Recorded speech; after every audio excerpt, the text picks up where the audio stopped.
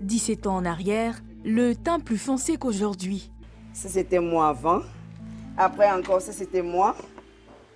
Toujours dans le cosmétique avec les produits derrière. C'est des bons souvenirs. Et ça, c'est moi avec le tcha aujourd'hui. C'est moi avec le tcha. Vous êtes transformée?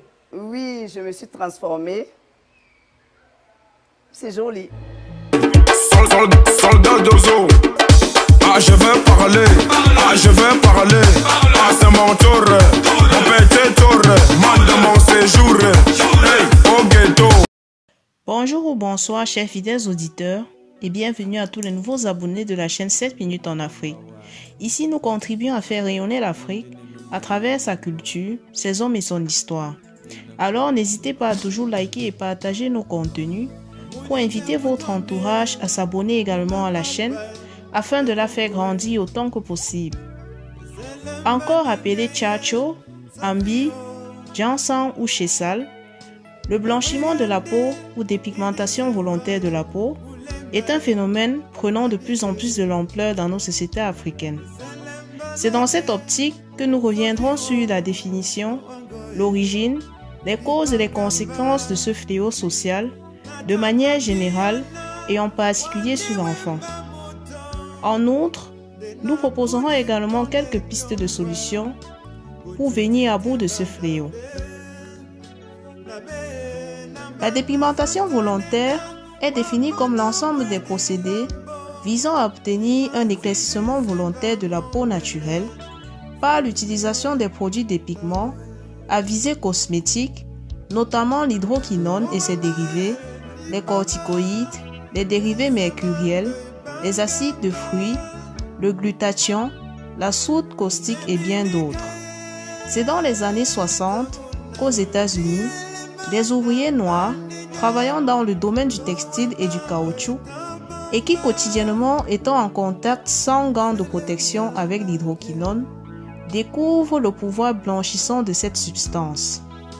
En rappel, cette même substance chimique est utilisée dans la peinture à huile, le délavage de jeans et également comme un antioxydant sur le caoutchouc. C'est ainsi qu'est née la dépigmentation intentionnelle de la peau qui se propagera dans la communauté noire américaine et ensuite les continents africains, européens et asiatiques. De nos jours, ce phénomène touche 25 à 67% des populations de l'Afrique subsaharienne sans distinction de sexe, d'âge ou de niveau scolaire et social. Si cette pratique chez les enfants s'avère encore tabou, il est important de comprendre dans les secondes qui suivent quelles sont les motivations des divers protagonistes pouvant les pousser à se blanchir volontairement la peau. Dans l'imaginaire social africain, la peau claire est souvent assimilée à la beauté, la sensualité, tandis que la peau sombre, elle, représente tout ce qui est lié à l'assujettissement.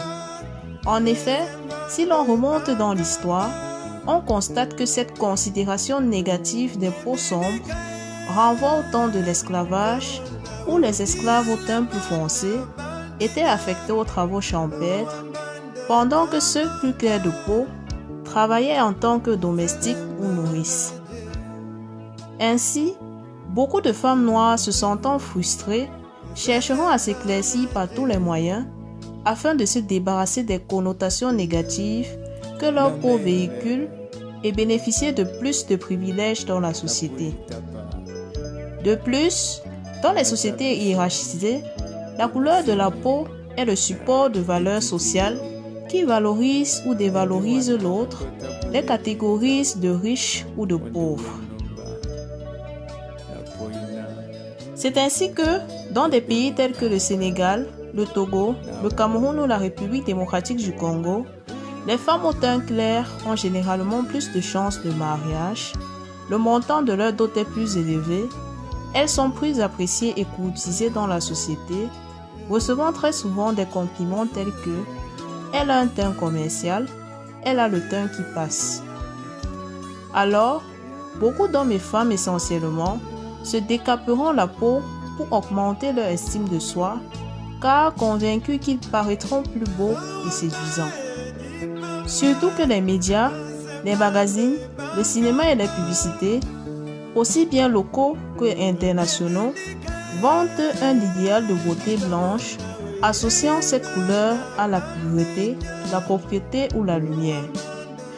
Dès lors, beaucoup de couples prendront la résolution de blanchir volontairement la peau de leurs enfants, très souvent par ignorance, mais aussi par mimétisme ou pour qu'ils soient acceptés par la société, répercutant ainsi leur propre frustration sur leurs enfants. Pour ce faire, ces derniers introduiront des produits dépigments dans leur lait corporel dès le bas âge, ou alors la mère lors de la grossesse poindra régulièrement son ventre de ces substances dans le but de changer la couleur de la peau du bébé dès la naissance. Outre cette forme locale, on observe également la forme intraveineuse qui pour sa part consiste à utiliser des seringues pour injecter dans l'organisme des produits contenant des corticoïdes qui, comme vous pouvez vous l'imaginer, ne sont pas sans effet néfaste dans l'organisme. Malgré le fait que les pratiquants de dépigmentation volontaire soient conscients des effets nocifs de ces produits sur leur santé, ces derniers s'adonnent plus que jamais à cette pratique. Ainsi, on distingue des complications telles que la gale, l'acné, les vergetures, des troubles pigmentaires, notamment l'apparition de taches claires ou foncées à la surface de la peau, des tumeurs cutanées, le diabète, l'hypertension artérielle, l'amnésie, les troubles du sommeil, des problèmes de cicatrisation, des bébés morts-nés, des enfants naissant déjà diabétiques ou avec d'autres formes de complications et bien d'autres.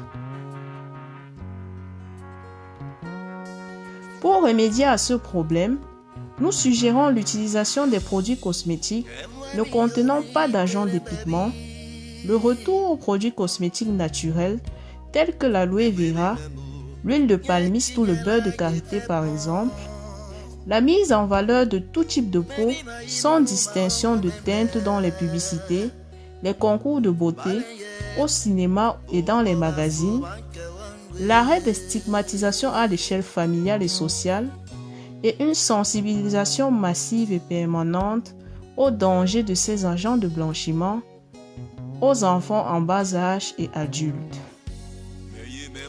Et pour tous ceux et celles qui aimeraient bien arrêter de se blanchir la peau, sachez qu'il ne se fait jamais trop tard pour faire marche arrière et vous faire accompagner dans votre démarche par des professionnels de la santé tels que la pharmacienne Madame Nelly Gassam, qui à travers ces divers canaux sensibilise et accompagne entre autres les personnes concernées dans leur processus de guérison. À la prochaine pour un nouveau numéro, Africanement Vôtre.